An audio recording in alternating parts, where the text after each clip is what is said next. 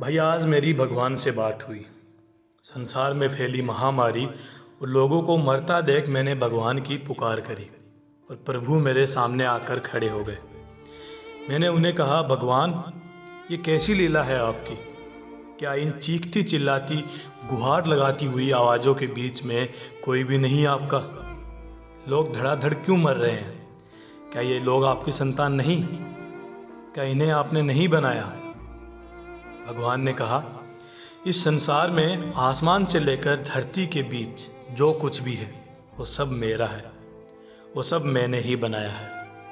तो मैंने कहा कि हे प्रभु, क्या आपको इनका दुख सुनाई नहीं दे रहा?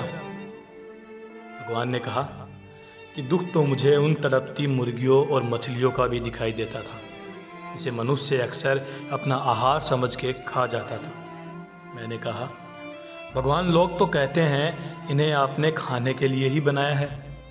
तो भगवान ने हंसते हुए कहा कि तुम लोग अक्सर यही मान लेते हो कि मैंने उन्हें इसीलिए बनाया है, तो तुम लोग ये क्यों नहीं मान लेते कि मैंने तुम्हें भी इसीलिए बनाया है?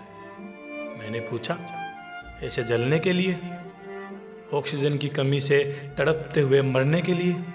भगवान ने कहा, हाँ, क्यों नहीं मान लेते?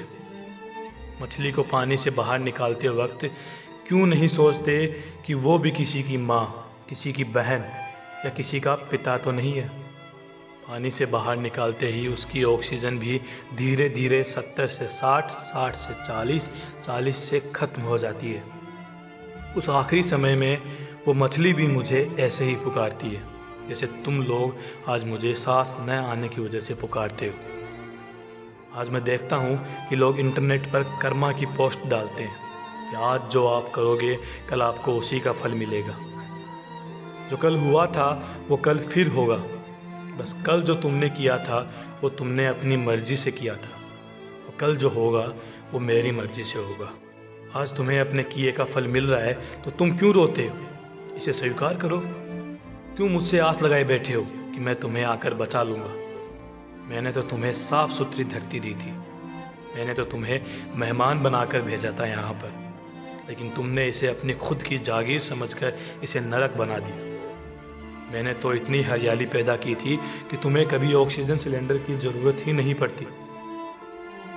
गलती कुछ लोगों ने की है, लेकिन भुगतना सबको पड़ेगा। और लोग धरती से तो आने वाले समय में इस वायरस को मिटा देंगे, लेकिन लोग अपने मन में पनप रहा ईर्ष्या, द्वेष, अहंकार और मतलब रूपी वायरस को नहीं हरा पाएंगे। हे मनुष्य, चल आज तू ये संकल्प कर कि हर जीव को तू मेरी संतान मानकर उन्हें दुखी नहीं करेगा, किसी भी मनुष्य की मजबूरी का फायदा नहीं उठाएगा, हर जीव के दर्द को तू अपना मानेगा। चल अब मैं सब ठीक कर दूंगा, अगर आज तू इसी बात पर रहेगा कि आज से मैं ये सब त्याग दूंगा। एक बात को काम तेरे ही वो आएगा, तू जो भी करेगा ऊपर वाला तेरे हिस्से में लिखता जाएगा।